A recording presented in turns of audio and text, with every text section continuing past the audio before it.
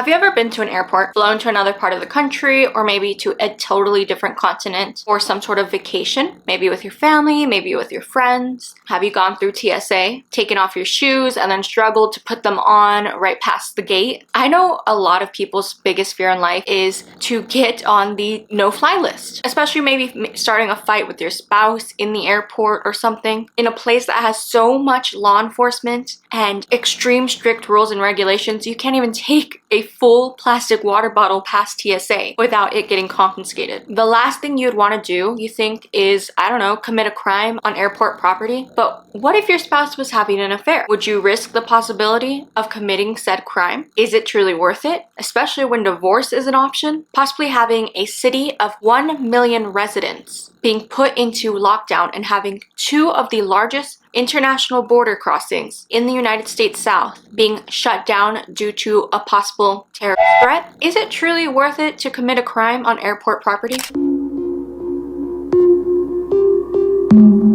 Hey, I'm Serenity and this is my channel, and today we're joined here by Clover. Welcome back to another Hometown Horrors. Today we're going to be discussing a case of someone who decided to end someone else's life over an affair on airport property. So before we begin, I do want to give a couple trigger warnings. Murder, mentions of infidelity, descriptions of violent death, and brief mentions of Miss Rona, if you know what I'm talking about, along with an affair. If any of these topics you believe you'd be unable to handle, please stop watching, put yourself first, and I'll see you at a later date with a different video. If I get any information wrong, please kindly let me know down below. I try to get the following information as accurate as possible. Sources will also be linked down below. Video is an informational study that I am sharing for academic, entertainment reasons only. I mean absolutely no harm, especially to the victim and the victim's family. So grab your blanket, grab a drink, and let's get into it. The El Paso International Airport is small, to say the least, especially considering it is an international airport. But that's mainly because El Paso is a border city and a lot of people fly from El Paso to Mexico, to like Cancun or Tulum or places like that. And I mean, this airport is pretty small that I can arrive 15 minutes before my flight takes off and still make it onto the plane. We have only 2 terminals in the airport, and they legit are across the hall from each other with just a little Starbucks stand separating them. And each of these little terminals have 2 gates. So you have like A, B, and C and D. A and B are dedicated to American airline flights, and C and D are dedicated to 5 other airlines. It takes tops like 5 minutes at any point of the day to get through TSA. There are 7 different airlines that fly out of EPIA, and those include Alaskan Airlines, American Airlines, Allegiant Airlines, Delta Airlines, Frontier Airlines, Southwest Airlines, and United Airlines. But out of the 5 of 7 of those airlines that fly out of this airport, they only fly to select cities. So Allegiant only flies to, I want to say, Seattle or Orlando. Frontier only flies to certain places, and most of the flights out of El Paso, you are either flying Southwest or American. Maybe United, but unless you're going to a certain city, you are not flying the other airlines. Being from the South, Southwest Airlines is what many El Pasoans fly. It's cheap and it's easy to get to many of our common vacation destinations, such as anywhere in Texas, like Austin, San Antonio, Houston. The flights are cheap. It's a get on and pick a seat sort of situation. And really, their counter in the airport is always busy compared to any other airline. They are actually the only 2 of the airlines, American and Southwest, that have flights every single day. The other airlines, maybe they fly once a week. On Friday, November 19th, 2021, at around 9:57 p.m., a man was found unalive in the employee parking lot of the El Paso International Airport. Police arrived on scene after getting called about an aggravated robbery happening. At the time, police were pretty puzzled because all they knew is that they had found a body of a 49-year-old man with no suspects around to be arrested. Investigators immediately began a preliminary investigation, and they realized that this was not some sort of accident. This was a targeted attack on the employees specifically. Police were pretty worried they were gonna have to shut the whole airport down and close off the city in fear of some sort of terrorist act happening. The airport aviation director, Sam Rodriguez, told local news, and I quote, "We are shocked and saddened to hear about the tragic event. We are fully cooperating with investigators, and we are grateful to our law enforcement and first responders for their quick response to the emergency. The airport remains open as we work with law enforcement to provide a safe flying experience." As police continued to investigate, say they quickly realized that the victim knew their killer. This was not a robbery like they had gotten the call for. The man's manner of death was not released initially due to it being an ongoing investigation, but police knew that there was no threat to the airport and to the 1 million El Pasoans. For any incoming travelers or anyone leaving through the airport or anyone coming into the city through the border, no one was a threat. This was a targeted attack between someone who knew their killer. Now, it took a couple weeks for the public to learn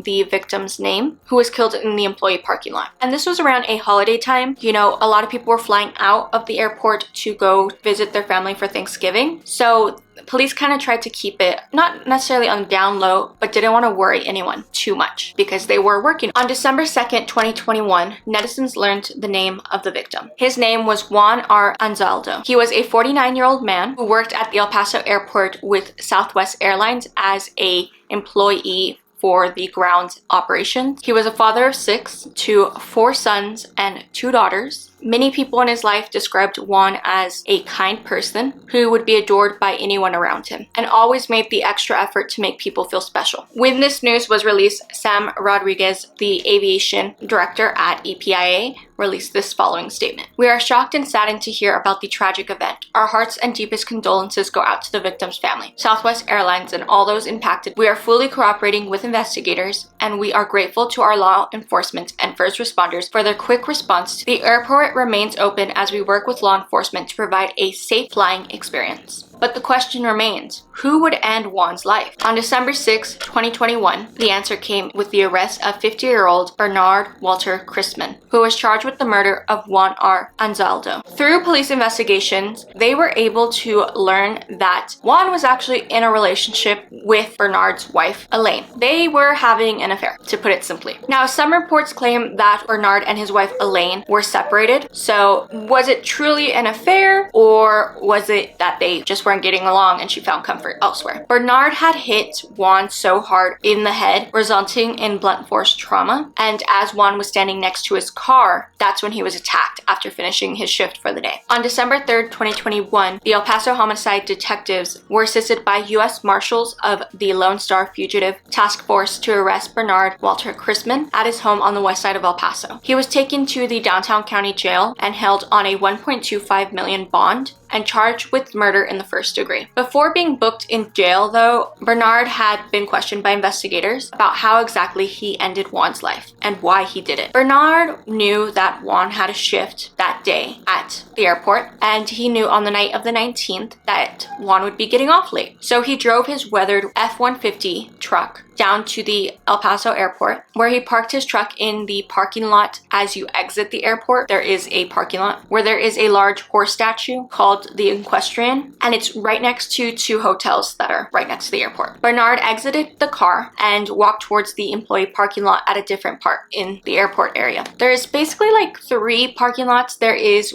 long-term stay, drop-offs, and an employee parking lot basically at El Paso airport. Bernard then exited his car and walked towards the employee parking lot, where a witness saw him hiding behind a tree with a tight hoodie on that helped conceal parts of his face. Bernard then located Juan's car, and he allegedly slashed the tires on the car. Then he ran back to his truck, where he drove across the street where he was parked to the Wyndham Hotel, which is like 100 yards away from the employee parking lot and right next to this statue that you see as you leave the airport. So Bernard parked his car in the front of the hotel like he was going to check in and returned back to the employee parking lot on foot. Within the next 30 minutes, Bernard would end Juan's life, and another Southwest Airlines employee would see Bernard and chase him off on suspicion that he was the one to end Juan's life. As you can tell, this crime happened in a very public place with high traffic, and it isn't unbelievable to assume that more than one Southwest airline employee would be getting off their shift at the same time that Juan. So Bernard wasn't necessarily thinking about witnesses. So the night of Juan's death, police were able to use surveillance footage and witness testimony to track down who committed the crime. Like I said, it's a very public place. Juan's autopsy would later confirm that he died due to blunt force trauma to the head, but police wouldn't reveal at the time if a weapon was used to cause the death or if it was just Bernard's hands. So Bernard was able to track Juan's location allegedly using a site called Trust People Search, And upon a detailed search of the Christmann's family car, the 2002 F-150 truck revealed that this was the actual getaway vehicle due to it having a damaged hood and roof that were both missing paint, along with a very identifiable dent on the upper right side of the truck's tailgate, so like the trunk of a truck, which gave away his identity because this car was caught on multiple different cameras in the area. And how many 2002 F-150 trucks do you see driving around today? His truck was located at his home on the west side of El Paso, and notes were found inside the car, which actually held the work schedule for Elaine, his wife, and another notebook with information he had found on that True People search on Juan, which had the details of Juan's home address, his full legal name,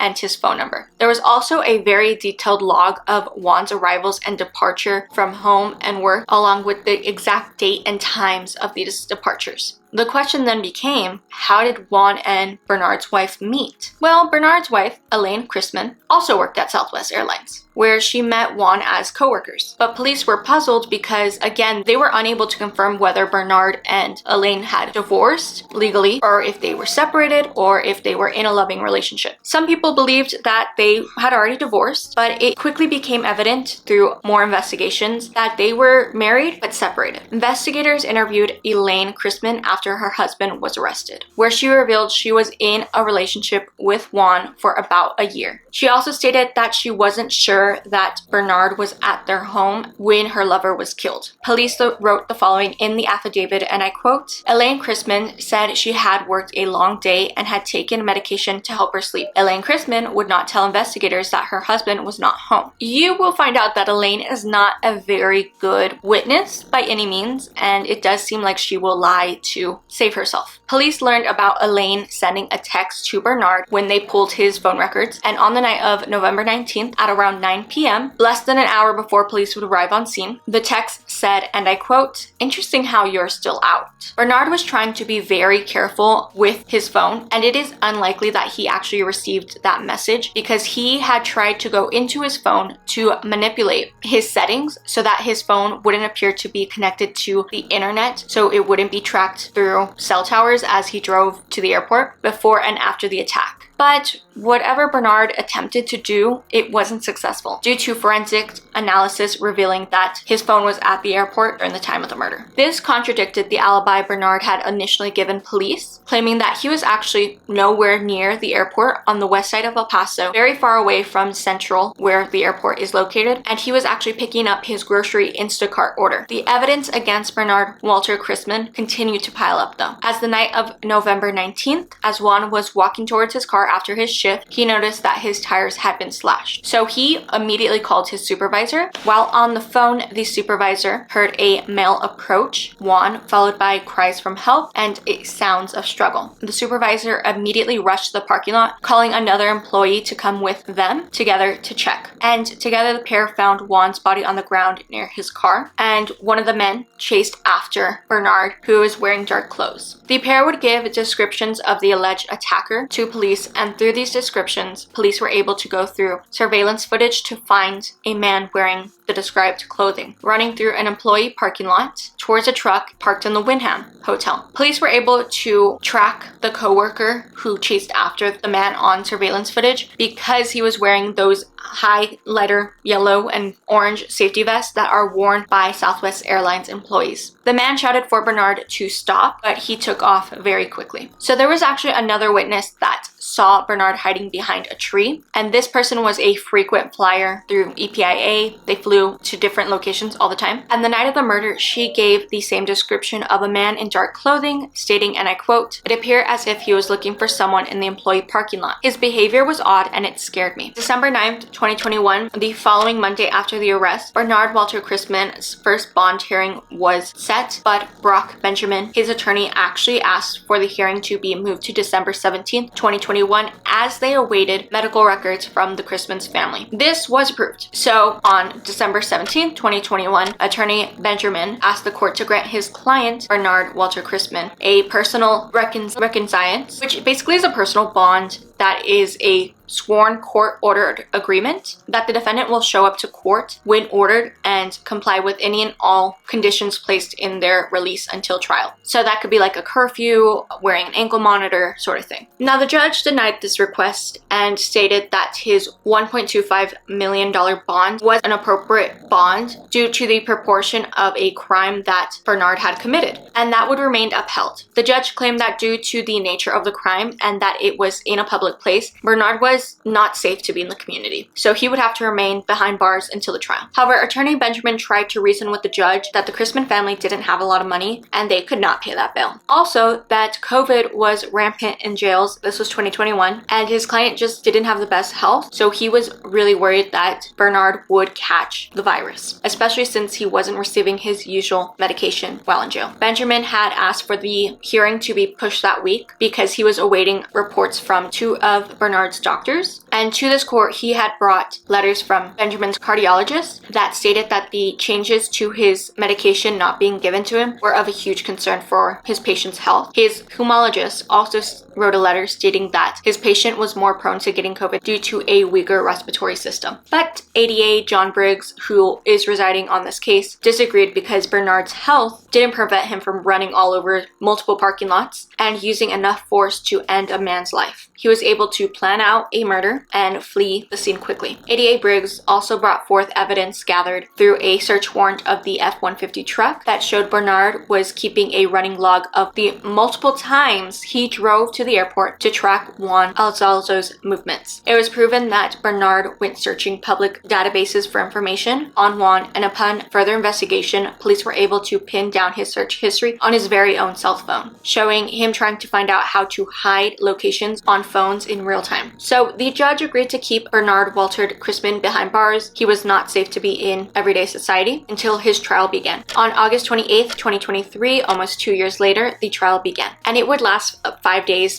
the week, being resided by Judge Selena Solis. During the trial, multiple witnesses were called to the stand to testify, and 2 of them were co-workers of Elaine Christmann at Southwest Airlines, who would completely discredit what she said earlier in the week during her testimony. Now, you see, earlier in the week, Elaine had gotten on the stand to testify, where she stated this was actually her very first affair during her marriage. She discussed that she moved back to El Paso after working in San Antonio for no particular reason, that Bernard drove her to work every day because he wanted to. There was no reason for it. However, these 2 co-workers, Yemli and Luisa, were friends with Elaine and Juan, having met through their work together at Southwest Airlines. They had never met Bernard though, but they knew he would take Elaine to work every single day, and the reason was because Elaine was caught in a totally different affair than the one she had been in with Juan for a year. They also stated that this was not the second affair that Elaine had had during her marriage, but she had had countless ones. And the true reason why she moved back to El Paso was because she had had an affair with another co-worker in San Antonio. And when Bernard had found out about this affair, he forced her to come back to keep an eye on her. You see, Yamaila and Luisa both stated at the end of their testimony that they were no longer friends with Eileen due to her actions. Several investigators also testified that DNA of Juan was found in the truck and revealed that Bernard had bludgeoned him to death with his own bare hands, making him a threat to society. More details of that phone call between Juan and his supervisor during his last moments of life were discussed during the trial. When Juan called his supervisor to tell him that his tires were slashed, the supervisor asked if he knew who could have possibly done this. And Juan replied that he believed it was his girlfriend's estranged husband. And the supervisor heard brief conversations between Juan and Bernard. By the time the 2 co-workers arrived at Juan's side, he was no longer alive. He had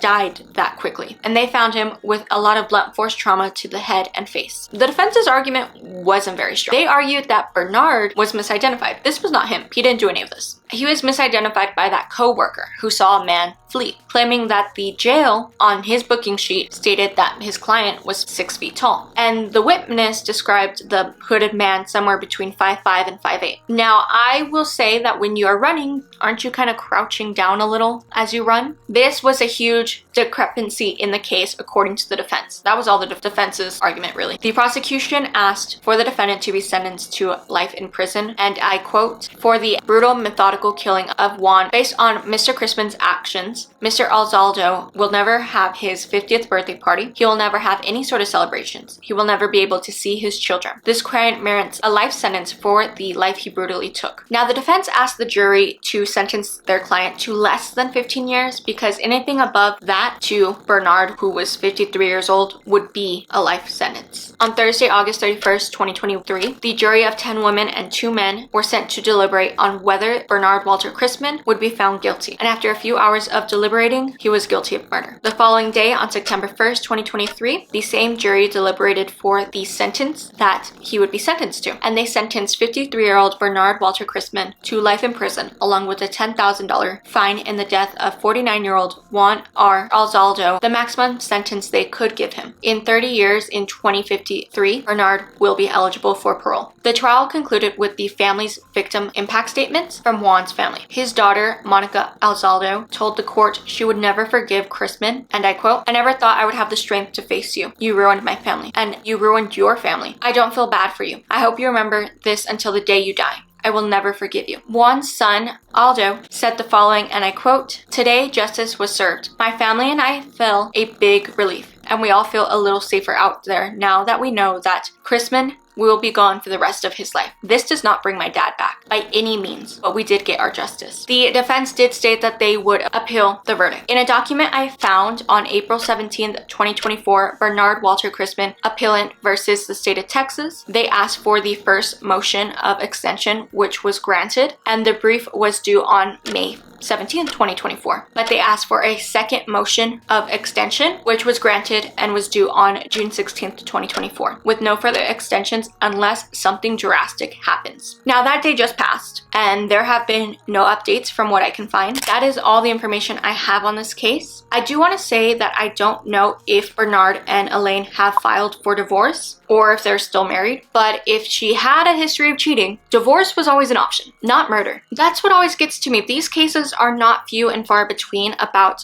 a spouse killing the affair partner. It happens so much. I don't know what to say because divorce is always an option. I know in the Hispanic community, El Paso is a Hispanic town, that Catholics don't necessarily believe in divorce, but I think divorce is better than murder. This wasn't her first affair. This was countless. If you had to force her back from San Antonio because she was doing the same thing over there, what made this time different? Lastly, I do want to say I learned of this case because someone in my personal life informed me of it, mainly because I actually graduated high school with Elaine and Bernard's son. I don't remember too much. My graduating class was 700 students, but through this person in my personal life, we were able to confirm it using our yearbooks. I did not talk about the kids in this case because frankly, they deserve a life without this. They lost one parent and they weren't prevalent in this case. This was something their parents did. Before we go, I do want to talk about something important. I've mentioned in the past that I am quickly running out of hometown horror topics. I think I only have like 5 viable options left, and that is cases based in my home county, El Paso County. I've been thinking of doing this for a long time, basically since the start of this year,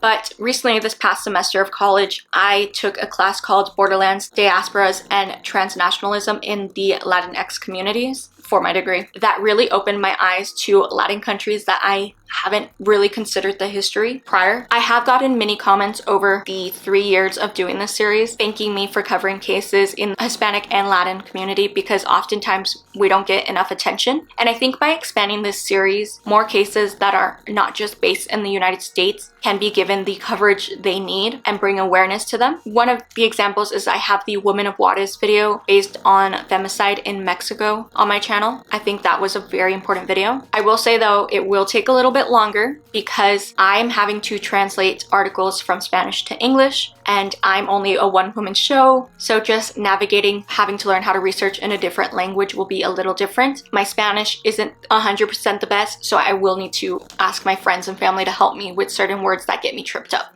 So let me know your thoughts on that, if you think that is a good idea. Though the hometown horrors that are based in different countries will take a little bit longer because, again, I'm translating from a totally different language. That is all I have for you today. Don't forget to like, comment, and subscribe. And as always, for a palette cleanser, the doggo picture of the day is this picture of Titan sleeping on the bench. Love you, mean it, kisses, don't think stupid, and I'll see you next time. Bye!